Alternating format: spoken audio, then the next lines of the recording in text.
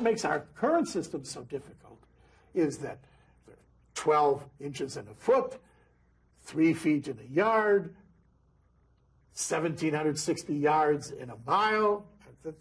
There's different conversion things, whereas in the metric system, they're all consistent, all based on 10.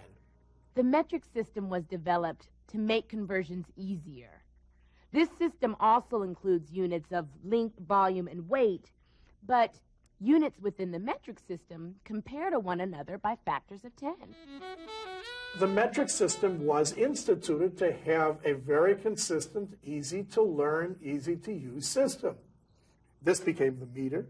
The kilometer, which is 1,000 of these, is used for long distances on Earth. And what will be used for the shorter things, centimeters. They split it into 100, and 1/100th of it is a centimeter. Degrees Fahrenheit. Remember, United States used this temperature. Europe, South America, Mexico, Asia, the rest of the world used centigrade. You know why? I don't know. And it's inevitable, absolutely inevitable, that the United States will move to the metric system. And people can hold off and hold off and hold off. It's almost like the way Great Britain held off when the rest of Europe went to the Gregorian calendar. It took them 200 years to move to the calendar we have now from the Julian calendar. They had to move because the rest of the world was there. You can develop a sense of metric sizes by noticing the ones around you. How big is a 2-liter bottle of pop? How far is a 5K race? How much is a gram of fat? You know, if you could think of meters about, they usually say the average is a doorknob to the floor. Exactly, it's like 39 point something inches, a little bit larger than a yardstick. We all know a meter is a little longer than a yard.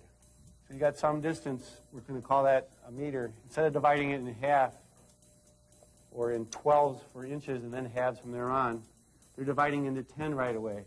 But they're starting right out getting tenths. But then if you divide each of those in tenths, and each of those in tenths, using the decimal system. So instead of worrying about feet and inches, you're always just moving a decimal point. Now, it gets really tricky when you have to jump back and forth between metrics and English. And that's the part people don't like to do.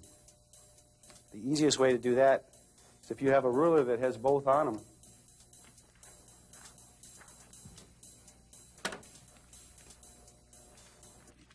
The easiest way to switch from one to the other is to take a straight edge and just cut across it at a right angle, and you got it. This ruler, unfortunately, there's a space between them, so it makes it hard to do that correctly. But if you buy a tape measure, the numbers are so close to each other that you can really look right across from one to the other, and you can see what they are. That's a very effective method of switching over. And what you have there is a computer. It's a mechanical computer. You're the little mechanical thing that made the little right angle across and connected the two from one to the other. The basic metric units are meters, liters, and grams. The other units are named using prefixes. Centi tells us that we are talking about hundredths. 1/100th of a meter is a centimeter.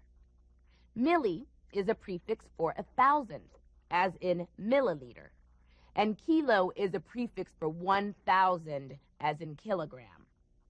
If you're working with computers, you may know that some of these metric prefixes have been adapted to talk about memory sizes and processing speed. We started out with bytes, and then we have kilobytes. It's about 1,000 bytes, actually 1024, but it's close enough. So we have kilobytes, and then we got to the next big prefix, which was mega. And a megabyte is 1,000 kilobytes. And then we've gone from mega to giga. A gigabyte is 1,000 megabytes.